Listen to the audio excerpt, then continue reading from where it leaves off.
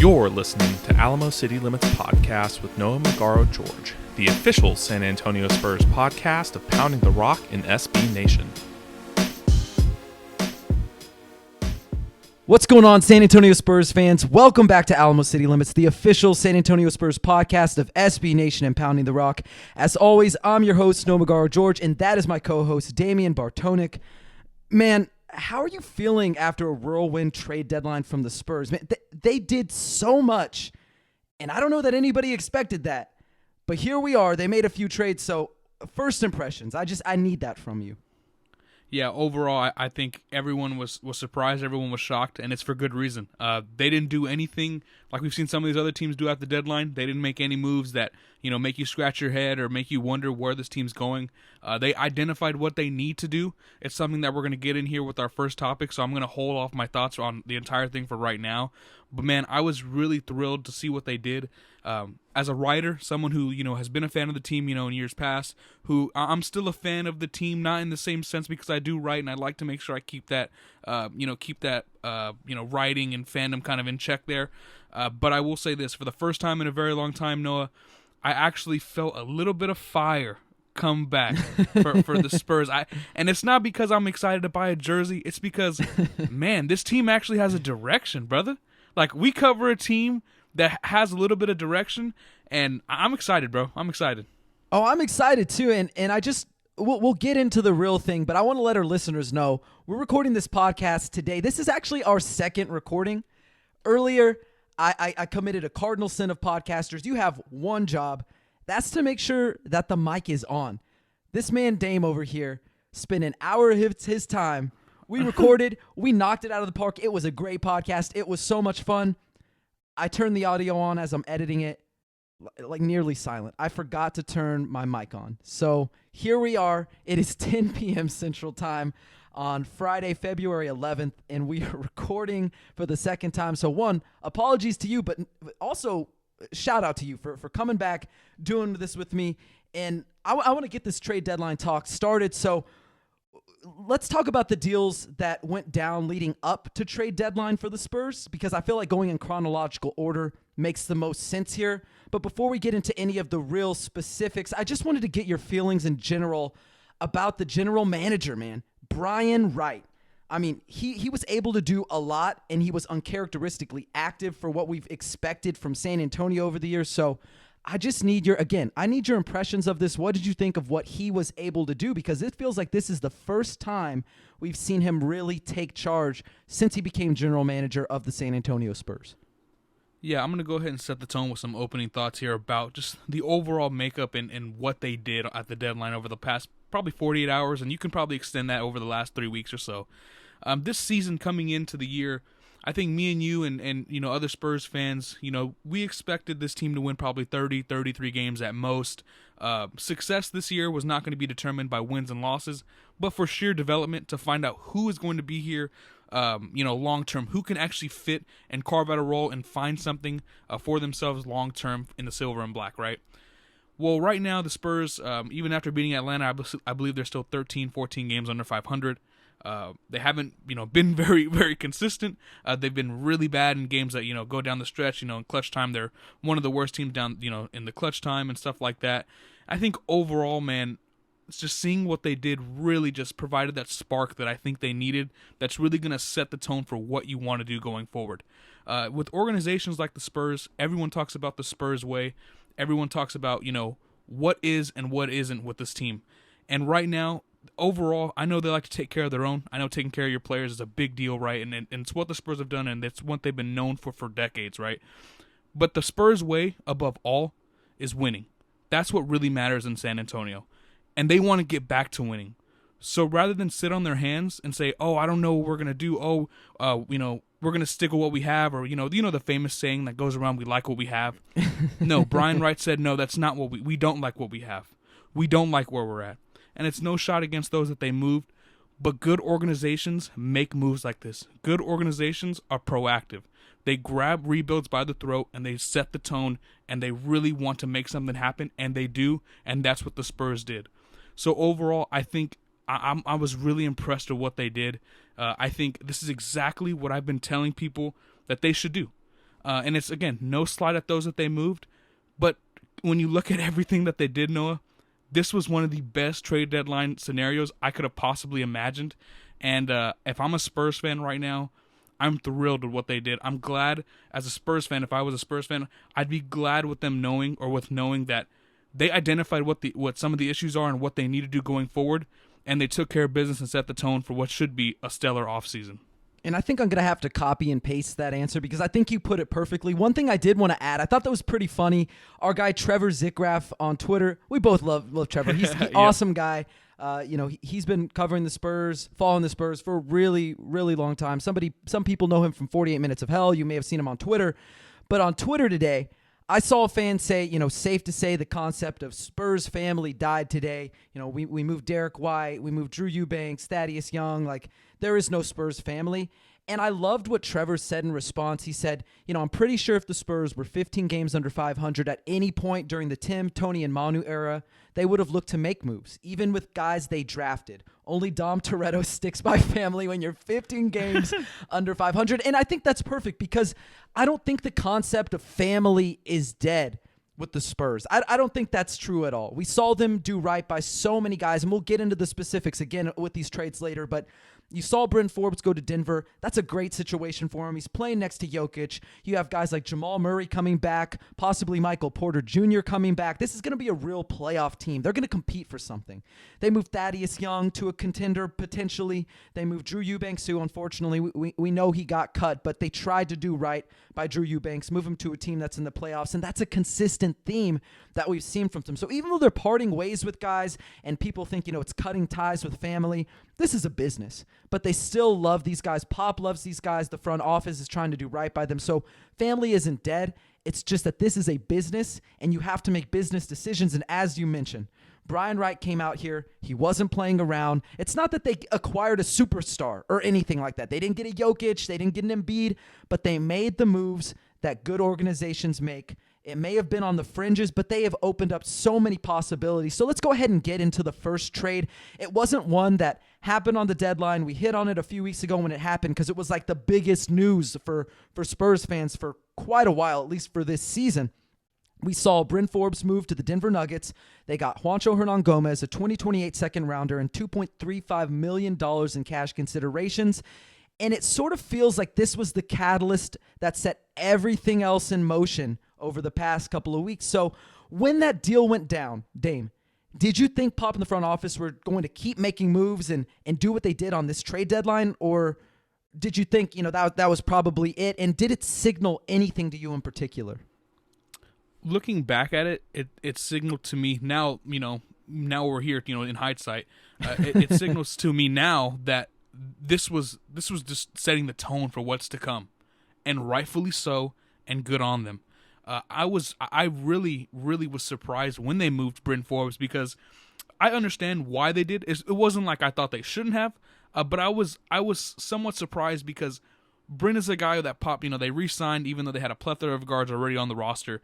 I was thinking that Bryn would be a guy that they'd really kind of keep no matter what goes on, long term with this organization, just because he's a veteran and he's been in the system before. And if Pop's going to be here for, a couple, 2-3 more years, it makes sense to have a guy that's already been in your system before.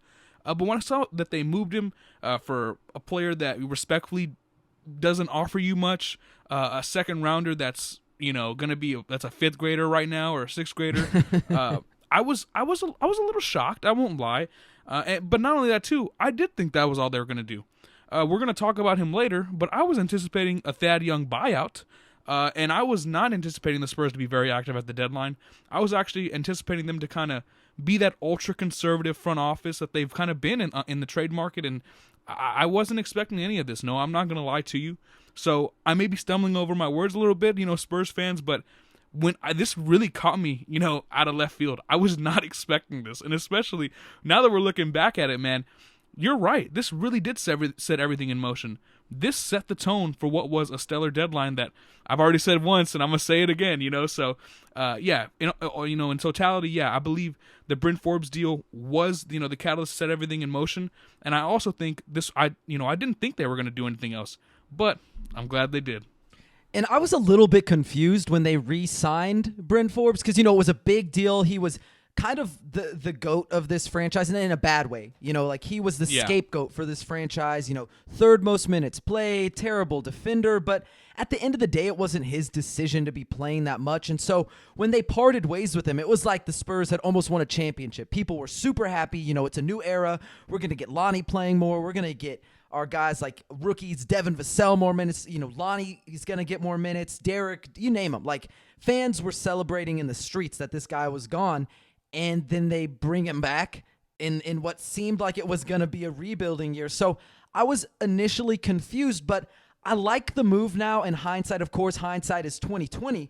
But you look at it, and to me, them moving on from Bryn Forbes, he's a useful vet. And when you move a useful vet like that for a second rounder, a replacement level player at best in Hernangomez, it sort of signals that you're waving the white flag. Not necessarily that they were going to compete for anything like a championship or a playoff run, but you look at it from this perspective, and he was really important to what they did. Like, he saved them in a ton of games. He had some really nice shooting nights, and we can talk about Keldon Johnson all day being the third best three-point shooter or most efficient three-point shooter in the NBA, but let's be honest.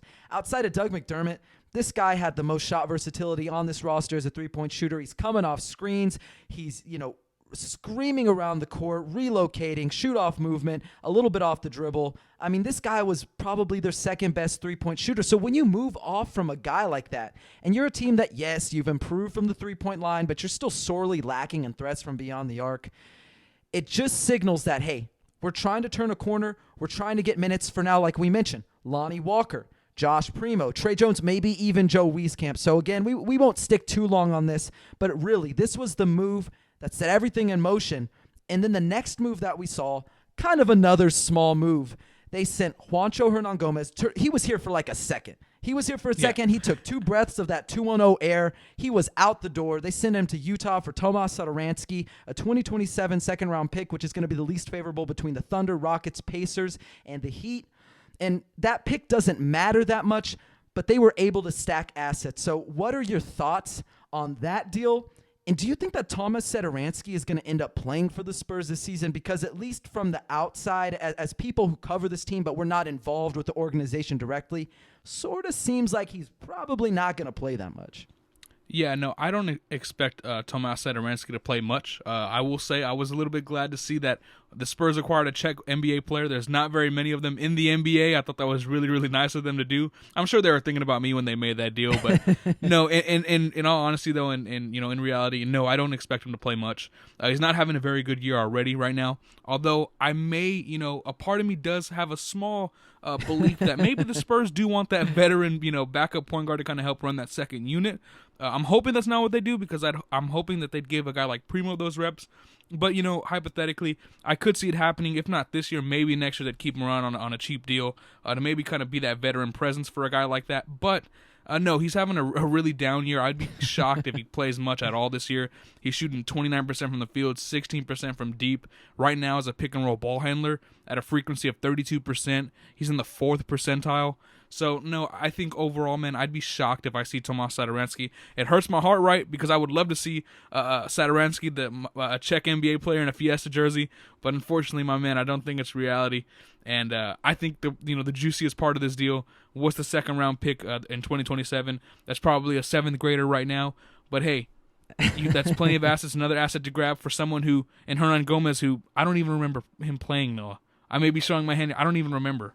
I really don't. He played a little bit, but really he wasn't very good when he was here. He wasn't very good in Boston. He mostly played garbage time minutes. He played some minutes when the Spurs were shorthanded, but I think overall you look at this, the Spurs did a good job. They stacked assets. And I know people want to laugh, a second-round pick. What are you going to do? You have like 8, 9, 10 second-round picks. What are you going to do with that? But I think if you're a good organization, you're looking at the long game, and I think the Spurs are doing that because it's always nice to have those second-rounders in the event that you can package a few of them together, because there are a lot of contending teams, whether you're a team like the Bucks, whether you're a team like the Nuggets, whether you're a team like the Heat, the Suns, the Lakers. Like, if you're a contending team, you want to spend your cash wisely. And a lot of times those teams are absolutely cash strapped.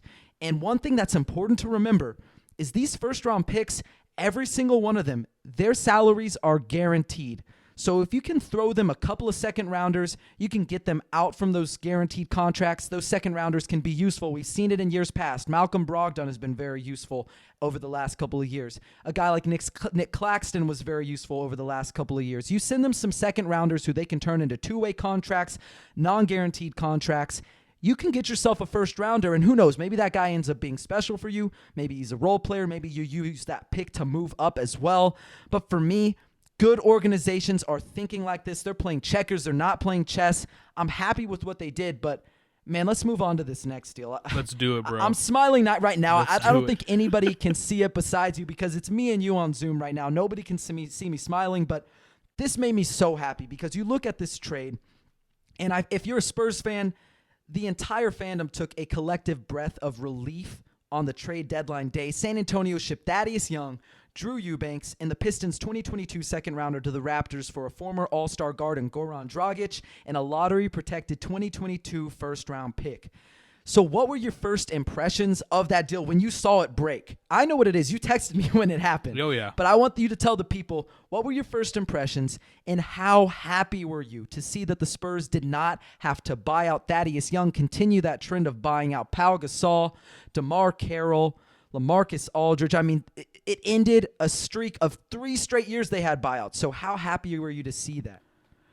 I honestly thought the one thing that played over in my head was the GIF from The Office where that dude has the chili and he's holding it and he's carrying it and he spills it. Okay, that was Brian Wright with this Thad Young whole situation. I thought the chili was spilled, Noah. I really did.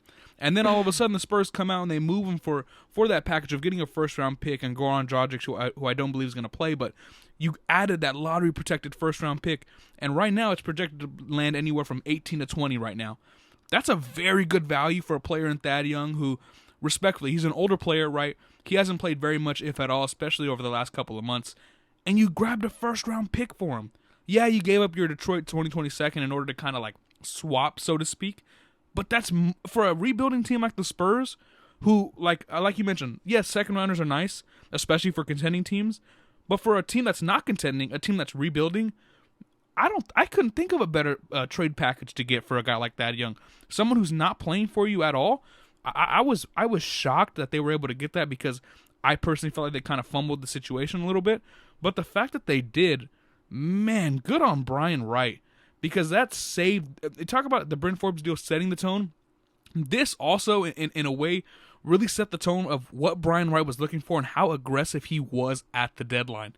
So, in all honesty, man, in terms of happy, yes, I was happy. If you're a Spurs fan, you should be happy that they actually figured something out here.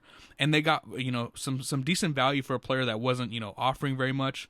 And a guy like Drew Eubanks as well, it will be, a little bit unfortunate to see him go. He's kind of like that rotational big man off the bench. But in totality, for a first-round pick, a lottery-protected first, man, that's the real stake here. That's the steak dinner that the Spurs needed, that they were looking for. And I thought it was a fantastic deal. And I don't know, Noah. I mean, you saw what I told you, bro. I told you. I said, I don't know how they did it, but they did it.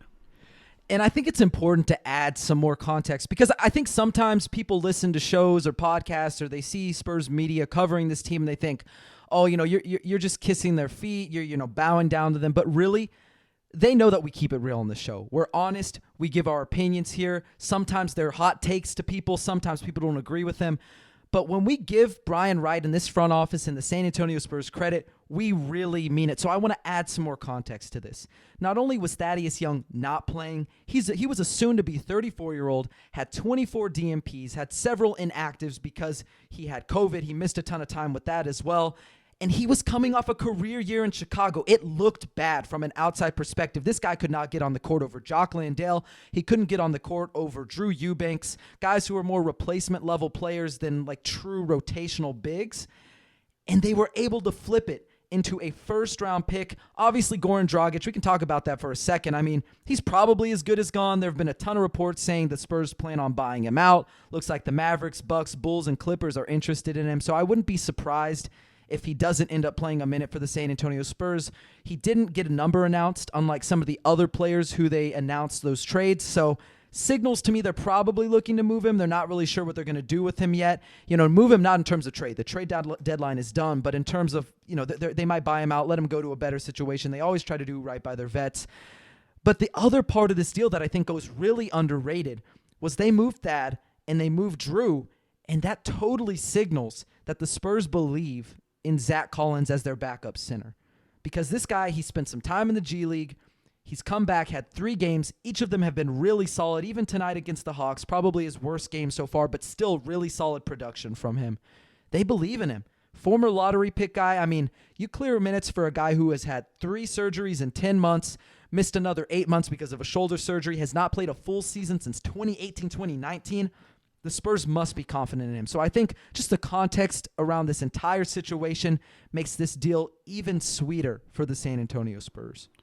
Yeah, 100%. And I think another thing, too, with the entire Brian Wright and showing him love and everything like that as well, it is for good reason right now, especially. And it's because I was someone who kind of took a little bit of heat overall with the whole entire Thad Young deal, because I personally didn't believe like the Spurs really did take care of him. I don't believe that. Like you mentioned, he did have a career year coming off with the Chicago Bulls. My first piece for Pounding the Rock was, hey, I think between Doug McDermott and Thad Young's going to be the more impactful veteran. I mean, I truly believe that. So, no, in reality, man, the Spurs, what they managed to get for a guy like Thad Young who wasn't playing, I think sensational. And this transcends what we believe as fans or whatever. This is just reality. I mean, I don't know how many teams would be able to get a lottery-protected first-round pick for an aging player that in the time that he did come on the court didn't look very good. No. And it's no shot at him, because he's an older player. You need to play your way into rhythm as an older player, I'm sure as a rotational player especially. And, yeah, man, I think this is big ups on Brian Wright and the Spurs for really taking care of this entire situation. And Goran Dragic, right? It's interesting because he was drafted by the Spurs in 2008. It'd be funny, right, if he kind of played a little bit, kind of comes back, right? In a roundabout way, he ended up with the San Antonio Spurs. And it's not like a done deal that he's getting bought out or anything like that, because I saw a report today from some European reporters saying that he learned that Dragic is going to wear 19 like Luka Šamanić, which, like, that guy didn't work out great. Maybe not the best number to pick. But, like, at the end of the day, he's a vet. If he plays here, great. Maybe Dejounte can learn something. Trey Jones can learn something. Josh Primo can learn a little bit from him. But, like, if they don't play him, I wouldn't be disappointed, because as we talked with Tomas Satoransky, it's probably better for a rebuilding team like the Spurs to be getting these young guys minutes anyway. Oh, 100%. But I will say this, Dragic is a wicked passer, and every guard on the roster can learn a thing or two, especially in the facilitating aspect of being, that floor general from a guy like Goran Dragic. So it's a win-win. Either you buy him out and those touches go to a guy like Josh Primo, or he's here. You have a plethora of young guards that can learn a thing or two, especially when it comes to understanding pace and really just mastering and being able to facilitate the basketball, especially in the half court. So it's a win-win in my opinion, but I'm excited to move on to this next deal, brother. I think it's time to talk about the final deal of the trade deadline for the Silver and Black, and it was a shocker. It was a heartbreaker for the fans, possibly their best deal of the day. I think it was a rowdy deal, Noah. San Antonio sent fan favorite Derrick White to the Celtics for Josh Richardson, Romeo Langford, a top 4 protected 22 first-rounder, and the right to swap first-round picks with Boston in 2028. So for you, first, because he was a fan favorite, I think it's only right to kind of talk about not your fan feelings, but more so give me a feel for what you saw, how you felt as a writer, and does this signal anything to you? Yeah, I mean, we can start off with what it meant to me personally.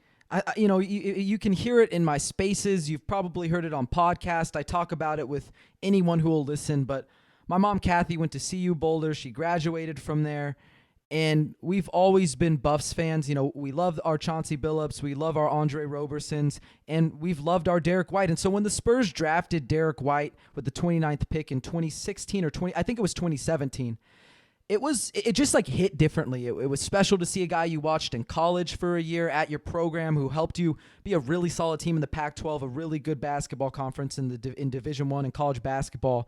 And he comes in here, he's sort of an afterthought. Some people were critical of the draft pick. The Spurs didn't really need another guard. They had Dejounte Murray. Some people saw him as maybe the future of the Spurs point guard position. And he comes in afterthought, works his way into, a role player, a rotational player, and that year that Kawhi Leonard sort of went MIA, he starts breaking out a little bit. He helps the Spurs get into the playoffs. He has that big series against the Denver Nuggets, that 36 points, career high. He's sort of labeled as the next big thing for the Spurs, and, he never reached that level of stardom. But he did turn himself into one of the best two-way guards in the NBA, among the league leaders in blocks per game for guards, among the league leaders in charges drawn, among the league leaders in shots contested. And he just did all the little things that help you win. And so when I heard that Derrick White was moved, my first reaction wasn't, yes, they got all this stuff. Really, as a media member, as a guy who's transitioned into a serious media role, because I'm trying to be more professional every single day, I try to be unbiased. I try not to have an emotional attachment to any of these players, just cover this team in an honest way. This is my analysis. This is what I see. But my first reaction was, man, I can't believe this guy is gone. Like, my stomach dropped in a way that it really hasn't since Kawhi Leonard was traded from the Spurs. And I know that may be an overreaction to some, but he was one of my favorite players to watch out there. He put his body on the line. He gave it his all. And as far as his impact in the community, I don't know if a lot of people know this. Tom Orsborn of the San Antonio Express News shared the story the other day. He has an aunt who has special needs. He's very close with her. That has been a really big cause for him. He was super involved with Morgan's Wonderland, which is a theme park for people with disabilities and special needs. And you could see it in his eyes, when he was talking to the kids with special needs, to adults with special needs, that it meant a lot to him.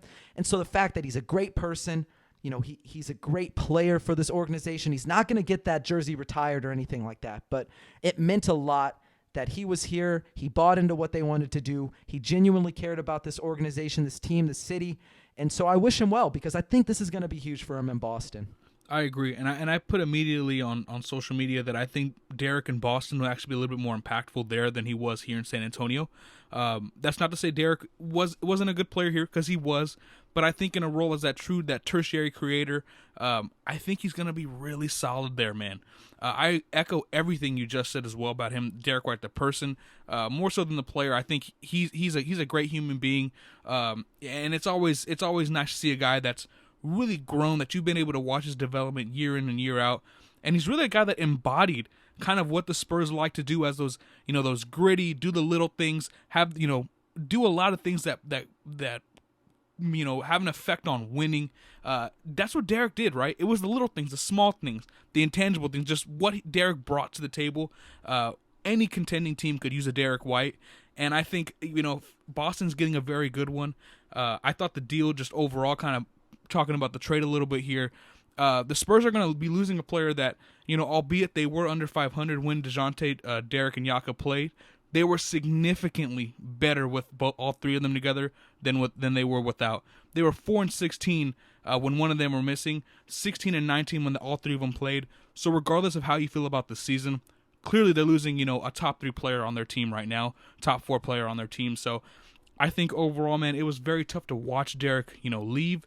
But in terms of the compensation, I think, fairly from a just a perspective of a media guy, a writer, I think this is probably one of the better packages you can get for a guy like Derrick White, in my opinion. First off, the top 4 protection means nothing because Boston's not picking in the top 4 this year. Absolutely, yeah. There's no way. They'd have to, the sky would have to fall for them. Exactly. Everybody would have to get injured. They'd have to, lose every game for the rest of the season. Yeah, exactly. And I also, Romeo Langford, he's someone, and I mean this respectfully, when I put on Twitter that the pick was the stake on social media, it's not a slight at Romeo Langford, because I thought he was nice coming out of Indiana.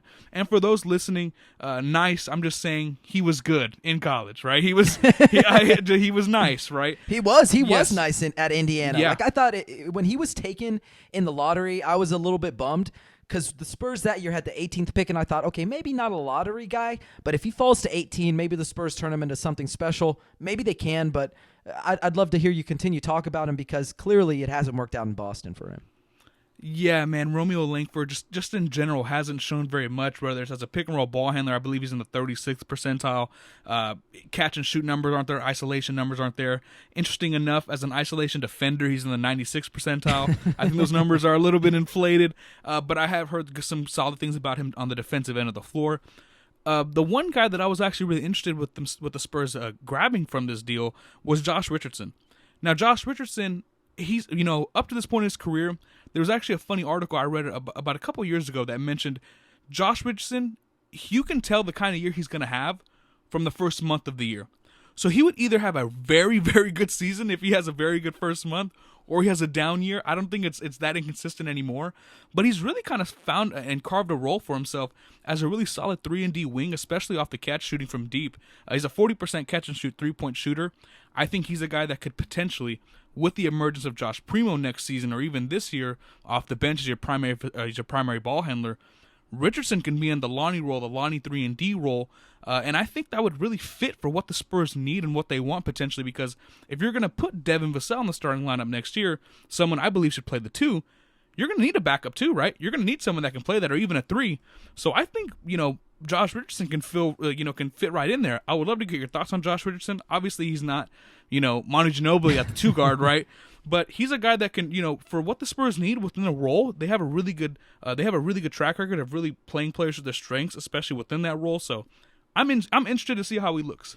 I'm going to be 100% honest, and I don't mean to be a downer. I know I sort of come off that way sometimes, but I'm just trying to be realistic looking at it long term.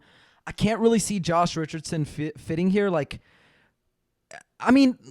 at the situation, just realistically, yes, he is a good 3-and-D player. I think he has some playmaking that has gone away as he's been asked to do less and less on that side of the ball. Like, you look at a few years ago in Miami, a guy who averaged 4.1 assists per game to only 1.5 turnovers. That's a pretty good assist-to-turnover ratio, but he's asked to do less and less and less in terms of playmaking every single year, to the point where I don't know if it's he can't do it anymore, or maybe they just realize he's not a dynamic playmaker, but the Spurs don't really need another role player. Like, outside of Dejounte Murray, most of these guys are just role players, and that's no disrespect. That's just a fact. Right now, Dejounte Murray has solidified himself as an all-star, but no one else on the roster is really breaking the mold as, this guy's going to be the next face of the franchise, or this guy's going to be a number 2, or this guy's going to be a number 3. Occasionally, you have that big outburst from a guy like Lonnie or Keldon Johnson or Devin Vassell, and I certainly believe in some of those young guys, but they don't really need another player who's just going to be, like a role player. And we talk about Derrick not really being part of the young core. He's 27, going to be 28.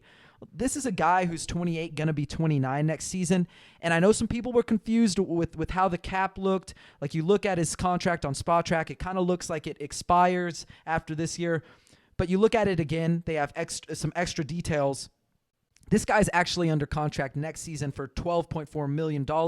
His option was picked up the second that you traded for him. So I just don't know. Like, he's 28 years old. I know you don't have a timeline, but I just don't see him fitting there. I would rather see them move on from him. Let's see what Lonnie can do for the rest of the season. Let's see. Obviously, you're going to have to play this guy. He's too good not to play. But I think you should be looking maybe during the offseason, maybe during the summer, go get some picks, maybe try to find a young player, maybe second-round picks, a first-round pick, whatever you can for him, because I just don't see him factoring into the long-term plans of a rebuilding organization. 2 points to that. I agree. The Spurs do not need, for lack of a better term, more role players, right? They don't need. They need guys that can not only raise the floor of this team. I think that's what Derrick was. He was a floor raiser rather than a ceiling raiser. They need guys that can really be high-end floor raisers to ceiling raisers. But I think for the time being, and potentially even next year, I view Josh Richardson as that off the bench, 2 or 3, and that's what I really think that you would get the most value out of him. That's where I think he actually fits. But that's not to say that he's going to be taking touches away from a guy like Josh Primo or something like that, because if he is, then there's an issue. Then I'm with you 100%. And I'm also with you at the deadline. If you can move him at the deadline, I wouldn't be against that either. But I think right now, for where the Spurs are at going forward, if they don't have a guy that you can truly build around, that main piece, right? If they don't have that, I think adding guys, especially for a guy in Primo, who I've mentioned 100 times, right, for the segment, but if you're going to have a guy that needs those on-ball reps, you're going to need guys that really fit well next to that. And I think an archetype like Richardson really does fit well next to him. But at the same time, he's not a piece to where you're going to say, he's untouchable, I can't move him. But at the same time, you know this, we know this. If you get a guy like Primo and you have someone like Richardson that fits that well next to him, it can only benefit his development, in my opinion. Of course, if he's taking touches away, then that's a whole other subject. But I think for the time being, and especially even next year with that $12 million hit, considering where the Spurs are at, I felt like it was a really solid deal to get a guy like that who can potentially, in a lower usage role, contribute and help benefit these guys long term. Absolutely, and I want to go back to Derrick for just a little bit, because when you look at what Derrick brought to the table, we talked about the blocks, we talked about drawing charges, doing all the little things, and I wanted to shout out Paul Garcia from Project Spurs real quick, because one of the things that I thought was very, very interesting when it came to the Spurs team and moving on from Derrick is drives per game. Dejounte Murray is among the league leaders in drives per game. He's 4th in the NBA, but he leads this team, 18.1 drives per game. Derrick was 2nd on the team, 12.1 drives per game. He wasn't like among the league leaders, but that's still very high volume. You go down the line, does anybody have 11? No. 10? No. 9? 8? The next highest driver on this team is Keldon at 7.7 drives per game, and they're manufactured in a much different way than Derrick or Dejounte got to the rim. So I'm wondering, for a team that already didn't get to the free throw line very often, that they like to get to the rim a lot. What do you do to replace this? Because you look at the players who are incoming. Josh Richardson, 5 drives per game. Satoransky, 4.3 drives per game. Langford, 2 drives per game. I don't think Langford's going to play very much. I don't think Satoransky is going to play really at all. I wouldn't expect him to. And Richardson absolutely has to play. I think he's probably a guy who comes in, plays 20, 22 minutes, sort of like he was in Boston. But 5 drives per game, that leaves like 7.1 drives per game on the table. I don't know where you're filling that production from. And also the other things that we spoke about, like the blocks, the charges drawn, the shots contested, all that good stuff. I don't know where that comes from. And it feels like Dejounte Murray is going to assume a lot more responsibilities. And that's tough to envision considering he already 7th in the NBA in touches per game. So it just makes me wonder, what's going to happen with this roster? What does this offense look like? We got a taste of it tonight in Atlanta. The Spurs beat a very bad Atlanta defense. They were up by as much as almost 30 points tonight. I think they ended up winning by almost 15. They had an insane night from three-point land. They were almost 70% in the first half. They finished almost 57 or 58% by the end of the game. Had the most three-pointers in a single quarter in team history. So one night, I don't think we can say like that's what they're going to look like every night. And it was fine tonight without Derrick. But it makes me wonder, how do you compensate when you start playing defenses that are better once people understand what you're bringing to the table? Yeah, and I can see that as well. Now, the Spurs are definitely not in any way better without, Derrick White on the roster. And neither of us are saying that. Both of us aren't holding that opinion. But at the same time, too, I think right now, with what the Spurs did by identifying what they need to do, where they're at as an organization, as a team, on and off the floor, I think moving a guy like Derrick White really just signals to me that they understand what they need is more than what Derrick offers right now, especially if you're going to start him. And I think overall, man, the Derrick White deal is going to be that one deal that you look at, especially this coming off season, where you say, hey, this is probably why they moved off of him. That's my personal opinion. I think this offseason, depending on a specific move they make or someone that they draft or they sign, I think we're going to find out the real quote-unquote reason on the floor why they moved off Derrick, and I would think it's going to happen sometime this offseason. And I think maybe the number one reason they moved Derrick, and this is the question that is sort of left yet to be answered here, is who starts now that Derrick is gone? Tonight, it was Devin Vassell. And so I was going to ask you this, and I asked you this question earlier when we did our first recording. Who should be the person who replaces Derrick in the starting lineup, and who do you want replacing Derrick in the starting lineup? You said Devin Vassell. I said Devin Vassell. For both of those, we're like the leaders of the Devin Vassell fan club. We absolutely love what he brings to the table. He was 4th on my big board the year that he came out of the draft. Everybody, if you've been following this podcast, if you follow my other podcast, At The Line, if you follow my timeline on Twitter, you absolutely know I was ecstatic when the Spurs drafted Devin Vassell, and I don't get excited for that much. Like, I'm pretty stoic. It can be boring at times if you're looking at me, but I understand. Like, this guy is huge for us. So, is it Devin Vassell? Is it Lonnie Walker, Josh Primo, Josh Richardson maybe? And Popovich said, hey, it's Devin Vassell, and I think that's what we expected, but I'll let you expand on this. Do you think that's the right move? And I think I know your answer, but I want to hear it more in depth. Yeah, no, it's Devin Vassell. It should have been Devin Vassell. As far as I'm going to go right now to one of my articles on Pounding the Rock. November 19th, 2021 is when it should have been made already. But it's, Friday, February 11th, and they made it. So I can't complain too much, right? So I think overall Devin Vassell is the fit there at the 2. That's a position where he said that he feels most comfortable, especially coming into the NBA. Overall, Devin Vassell is a guy that fits no matter who you have on the floor. Devin Vassell has a role. He's that versatile. He fits no matter what you do. I love the shot creation upside. I know you've mentioned that he kind of projects like that Mikal Bridges kind of archetype, that player. But honestly, I think we'll both agree, Vassell has a little bit more shot creation upside than Mikal. And I think someone like Vassell especially, depending on how he does over this next stretch of games, if he can kind of tap into that right now, I know DeJounte's going to have more on his plate, but if those touches kind of go to Vassell, I would love to see him in that secondary creator role right now for the remainder of the year.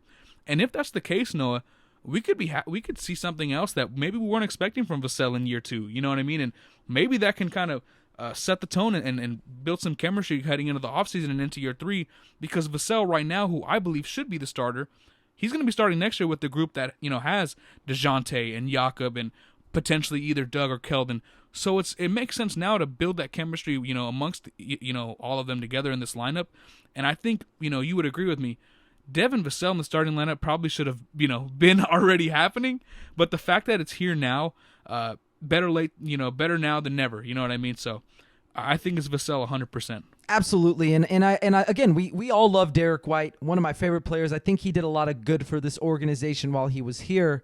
And the one question that I think everybody had for years and years and years was, can Derrick and DeJounte play together? Can they coexist? Do they amplify each other's strengths? Defensively, we learned the answer was yes. But on the offensive end, both guys aren't really shooting the ball that well this year. Derrick's a solid cutter. DeJounte's not really much of a cutter. He kind of needs the ball in his hands to be efficient. Derrick is kind of the same way, where he's best with the ball in his hands, and it just wasn't a very pretty marriage on the offensive end. Didn't work that well. And so, yeah, it feels like Devin Vassell should have been in there. You can move Derrick White to the second unit. We've talked about this time and time again throughout the season, from the timeline to the podcast and spaces, you name it. We've talked about this a ton of times, and now we're going to get to see Devin Vassell in the starting lineup. I think we're going to end up seeing Josh Primo in the second unit. And this is something we also talked about earlier when we did this first run of the podcast before I forgot to turn on the mic.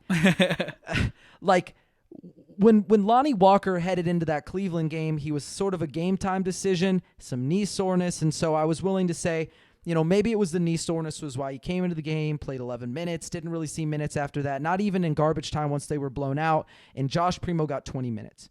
But then you look at it, Josh Primo has averaged 22.5 minutes per game since February began. Lonnie Walker's minutes have continued to go down and down and down. And looking at the game in Atlanta tonight, Devin Vassell, the man, was very good tonight. 20 points, 5 rebounds, 3 assists. Josh Primo, 13 points, 2 rebounds, 3 assists. Lonnie Walker, 2 points, 2 rebounds, did not make a single shot from the field tonight, and he only played 13 minutes. So that is the second straight game in which he has played less than 15 minutes. 11 minutes against the Cavs was a season low. This is the next lowest amount of minutes he's played all season. And it feels like he is steadily losing his grasp on what was really his position to lose when the season started. So that's unfortunate. I'm not going to pile on to Lonnie, but it certainly feels like we know who the starter is, and we're starting to learn who the backup is going to be for the rest of the season. Yeah, and especially with what the Spurs need right now, Noah, shout out to Matt Issa on our podcast. Now that you brought that up, it completely refreshed my memory. The Spurs right now, especially offensively, need someone that can actually bend the defense, that actually has gravity with the ball in their hands, that can work well outside of structure, right? So right now, DeJounte, I can for football terms like this, DeJounte's the prototypical pocket quarterback that works so well within the scheme, right?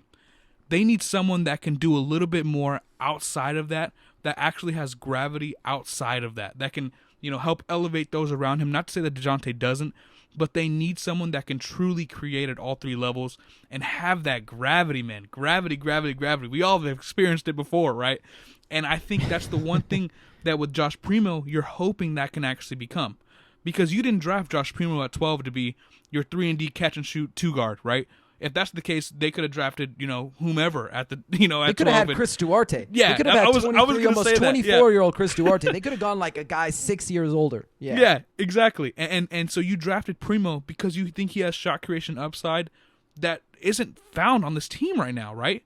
So I think potentially, whether it's Lonnie doesn't see the time in the PT or the touches anymore, that's going to Josh Primo, like you mentioned. I think we're seeing that now, and it's for good reason. I think that's why, one of the reasons why Derrick, isn't a Spur anymore is because they don't need a guy that just works really well within a confined role. They need someone that can help transcend and elevate those around him, even more so than a guy like Dejounte. And I think, when all said and done, it's unfortunate that a guy like Lonnie didn't quote-unquote work out here in a role that the Spurs were kind of hoping he would. But at the same time, that opens so much more for a guy like Primo, Vassell in the starting lineup. And, hey, we might learn something else from another player that we didn't know. Maybe Dejounte shows a little bit more than we've already seen this year. You know what I mean? So the possibilities are endless here. And shout out to Dejounte, because I know you were busy for most of tonight's game, so I'm not going to fault you for not being able to keep up with the game. But to be 100% honest with you, this was his best game of the season. Yes, it came against an Atlanta defense that was abysmal tonight, but you saw Dejounte Murray doing some things that we haven't really seen him do. He had a catch-and-shoot three from the corner. He had a pull-up three. He had several pull-up mid-range jumpers. He was wheeling and dealing with the ball in his hand tonight, finished with 32 points, 10 rebounds, 15 assists, 4 steals, and the man ended up shooting 61.1% from the field, 40% from three. And I'm going to go ahead and play a little bit of trivia with you. I love to do this. If you had to guess right now, how many players in NBA history have scored at least 30 points in a game, 10 rebounds, 15 assists, and 4 steals? One. Okay, well, it's more than one. Oh, is it really? Yeah, that's an really impressive stat line, dude. Yeah, that's it really is. tough. It's an insane stat line, and he is in such good company. The only guys who have ever done that in the history of the NBA, only 4 guys have done it outside of Dejounte, okay. and they've each done it one time. Pistol Pete Maravich, Magic Johnson, Luka Doncic, and LeBron James. That is it. That is excellent company to keep. And we'll play one last trivia question. Dejounte Murray had 1 turnover tonight. How many of those games came with 1 turnover or less? Of the 4 that you just mentioned? Of the 4 that I just mentioned, None. and Dejounte. None. Only Dejounte. Yeah. Only Dejounte. One turnover tonight. And so, yes, you look at the game, and I definitely will concede that he had a lot of those assists where it's just a guy right next to him, or he hits Jakob Poeltl, who hits a push shot. But you know what? 15 assists on the box score, it does not discriminate. And he was excellent tonight. I think he was a plus 33 or plus 34. They were so much better when he was on the court tonight. And for me, after he was named an all-star, he comes out. His first game is against Darius Garland, a guy we both absolutely love. And Dejounte Murray didn't underperform, but he was outplayed. He was outclassed by Darius Garland. He came out against this Hawks team that another guy we really love, Trae Young. And if you had to guess coming into the night, it would be, okay, Trae Young, he's not just an all-star, he's a superstar. And Dejounte didn't just come in here and put up big numbers, but he was part of the reason that Mr. Trae Young had a hard night. He did not shoot well. He had a lot of turnovers. He still had 11 assists. He got his 19 points, but he was frustrated, picked up a technical foul. He was asking for, foul calls. He was complaining. He was on the ground. Dejounte Murray picked up a couple of fouls on that guy. He was able to pick up a blocking foul in transition. He had him frustrated all night. So shout out to Dejounte, because, again, maybe we do learn something about Dejounte. These guys are always developing. They're always trying to get better. If there's one guy you can probably bet on getting better every year, it's Dejounte Murray. Yes, there are some holes in his game. There are definitely things that he can get better at, and we talked about that with Matt Issa last time we had our podcast a week ago. But I just want to say, this is a really exciting time for the Spurs. We could learn a lot about even a guy like Tre Jones. That's my guy. I love Tre Jones. Second rounder. I don't think he's a starter. I don't think he's a star. He's probably only ever going to be a backup. But I'm just excited to learn what we don't already know about some of these guys, because we may end up walking away surprised. But I did want to sort of move things on here. This was an exciting, albeit confusing trade deadline. There were a ton of moving parts. But before we close things out, I just wanted to give fans a basic breakdown of what San Antonio traded away and what they got back in return. So sit tight with me here. So incoming to the Spurs Tomas Satoransky, Goran Dragic, Josh Richardson, Romeo Langford, the 2022 Celtics first rounder, which is going to be 18th if the pick parlayed today, a 2022 Raptors first rounder, that would be the 20th pick if it parlayed today, a 2027 second round pick, that will be from either the Thunder, Heat, Pacers, or I believe the Celtics. It'll probably, it's too far down the road for us to really project who it's going to come from, but let's go ahead and say the Heat, because they're a team that you could see being really good by then. You're also going to get the 2028 Celtics first round pick swap, which who knows where it's going to be down the line. Like in 6 years, maybe it ends up like the Celtics are not very good. I don't know. How old are you, Dame? Just out of curiosity. 23. So you're 23. I think Jason Tatum's the same age. Like he'll be 29 by then. Who knows where they're going to be? Is he going to be a Celtic? Is Jaylen Brown still going to be there? Like they could be in a different situation where the Spurs end up getting their pick. It's a lottery pick. There's no protections on this. So that could be huge. And then, of course, we know that they're getting the 2028 Nuggets second rounder. Nothing special there, but you're able to package picks. Maybe you move up later, and we'll talk about that as we round things out. But the outgoing pieces here, I think this is what is so impressive, because all these incoming pieces that could be valuable outside of the buyout guys who were sort of always going to be buyouts. But outgoing is Bryn Forbes, Juancho Hernan-Gomez, Thaddeus Young, Drew Eubanks, Derrick White, and a 2022 Pistons second rounder. All of those guys were not playing very much outside of Derrick White and Bryn Forbes. Like those are no offense, like not in a literal sense, but those are throwaway pieces. You're not, dumping your team is not going to be bottoming out. It's not a devastating loss if those guys are gone. And so I just feel like the Spurs did such a good job. So with all the madness out of the way, all of these things recapped, what grade would you give Brian Wright in this front office at the trade deadline? And what does this tell us about the direction that this franchise is trying to go in? Like a good college professor, I'm gonna grade on a little bit of a curve, not because nothing fan oriented or anything like that, but because the Spurs, historically are a very conservative organization, especially in the trade market. So I'm gonna give them a slight 3-point curve, and I'm gonna give them an A+. And the reason why I'm gonna give them an A+ is because, like you mentioned, and this is no disrespect to those guys, even a guy like Derrick White.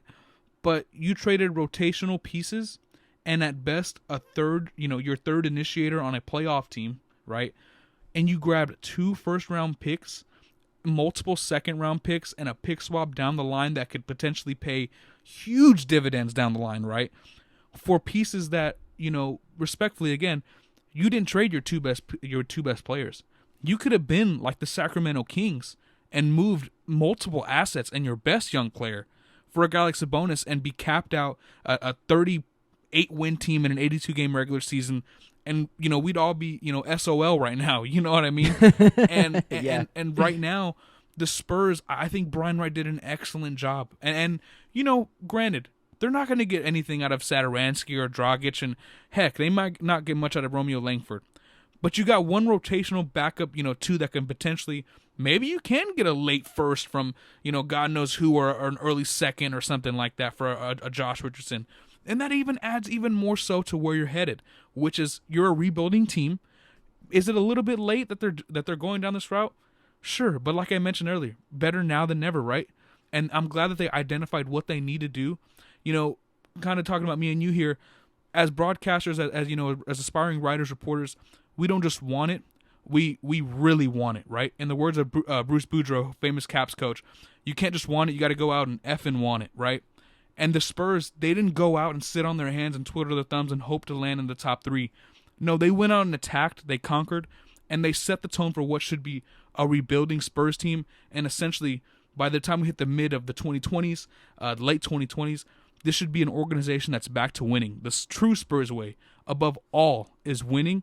And I think Brian Wright set the tone for what should be, the first offseason in Spurs hoops in a very long time that actually is going to rebuild. And hopefully, by the time we hit, a couple seasons from now, we're talking about a whole, different Spurs team, one that's even more consistent. Hopefully, a team that has that centerpiece that you need. And I think if that's the case, we can look at February 10th as the first day of starting that new quote-unquote era, that new dynasty, if it gets to that point of Spurs hoops. Absolutely. And I'm excited, and I'm ready to see what this team does, because you look on the Twitter timeline, you look on social media, you look at some of the fans who go to the game, you talk to fans, a lot of people were starting to say, what is Brian Wright even doing? Is it time to fire this guy? Pop is washed. He doesn't know what he's doing on the court. He has too much control, or he has no idea what he's doing in this front office, or he doesn't know how to manage rotations or players. And they responded in a big way. There was a report, I can't remember if it was from ESPN or Sports Illustrated or The Athletic, that Brian Wright and Popovich did not see eye to eye on how to proceed with this franchise given their circumstances.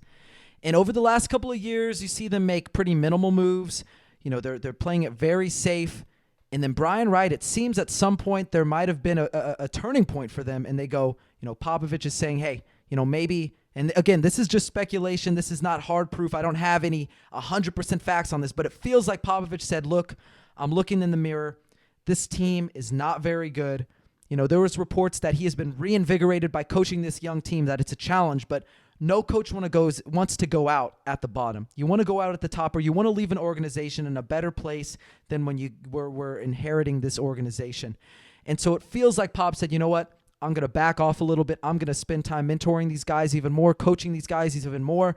Brian Wright, you have the freedom to do what you think this organization needs to do. And Brian Wright responded. Pop responded. They made a ton of moves, and what I like the most about this is they didn't just make moves for the sake of making moves. They weren't like a team like the Sacramento Kings who said, we're giving up Tyrese Halliburton, we're giving up picks, we're getting Sabonis, who's sort of like a middling all-star. And no disrespect to Sabonis. He is a really, really solid player, but he's not taking the Kings to a championship. De'Aaron Fox and Sabonis, they are not taking the Kings to a championship. They maybe add 4, 5, 6 wins. They get in the play-in, maybe an 8th seed in the playoffs, and they get knocked out in the first round.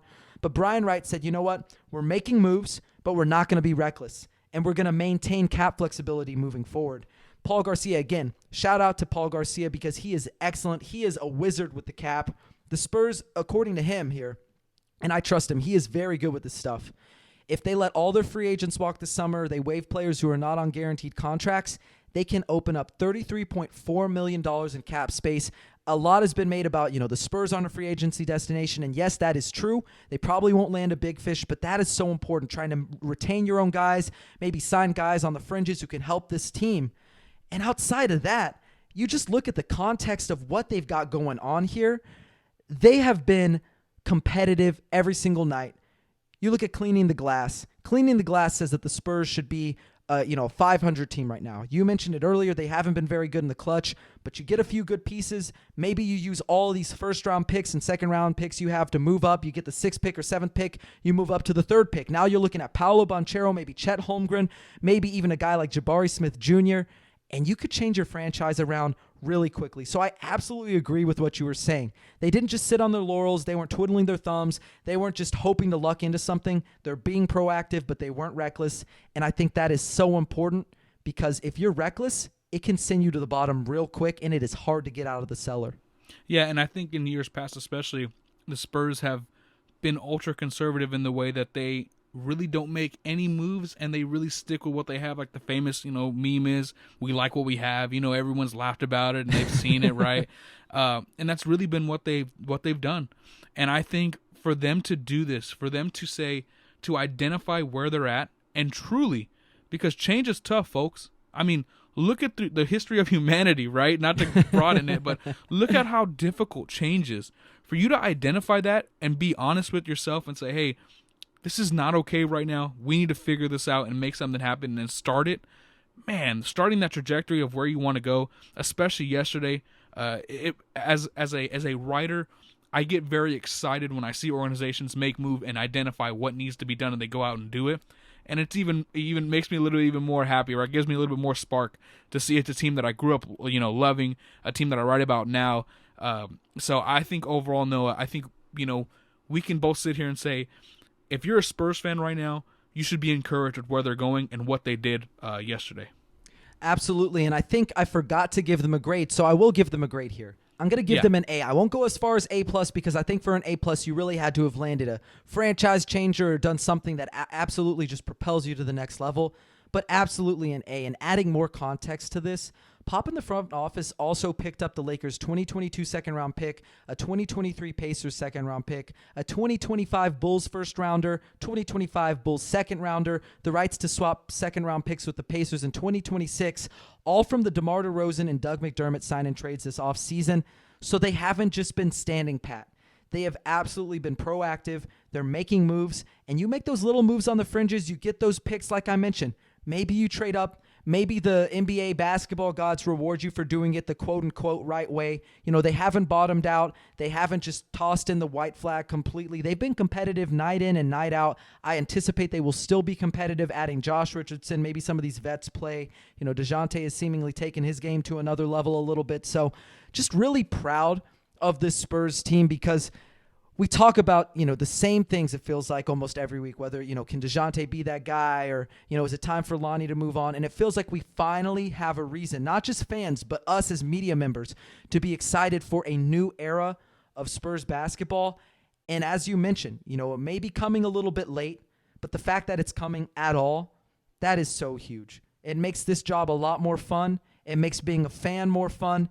And I think that's sort of a good place to end because we've said everything we can say about the Spurs team. We've said everything we can say about the trade deadline, and I appreciate you so much every single week. For those of you who don't know, Dame comes to these meetings that we do. He helps me with the rundowns. He records this with me every single week, and he was a real one for coming back at 10 p.m. to record a second episode after I messed up earlier. So, Dame, you've absolutely earned it, man. You deserve those flowers, and let everybody know where they can find you on social media, your basketball content, your football content, because, man, you're a superstar.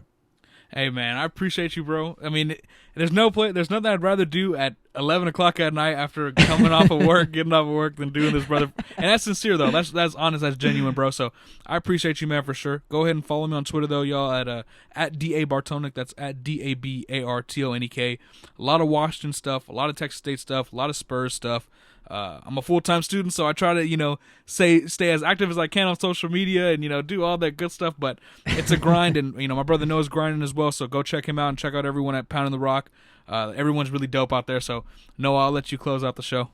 Absolutely, and you can find me at _Magaro, Magaro. You can see me tweeting every single day. I'm giving you news. I'm giving you stats. I'm giving you some just fun facts out there. So go ahead and follow me on Twitter. You can also find my Spurs words, just like you can find Damien Spurs words at Pounding the Rock. My YouTube channel, I want to start doing some more Spurs film reviews. I know I've been absent for a little bit. We're going to start those up again. And if you're listening to the podcast, you probably already know. It's Alamo City Limits. Me and Dame, we co-host this every single week. It's a blast. He's one of my good friends. Absolutely love that he's on board with me every week. And thanks again, Dame, thank you for joining me. And thank you to every single Spurs fan who comes out, supports this podcast. Thank you for tuning into this edition of Alamo City Limits. And again, for those of you listening at home, make sure to subscribe, leave us a 5-star review on Apple Podcasts, Spotify, or wherever you get your podcasts. We have got a fantastic staff of writers over at Pounding the Rock who do an amazing job of keeping everybody up to date with their favorite team. So check our stuff out. But until next time, Spurs fans, take care.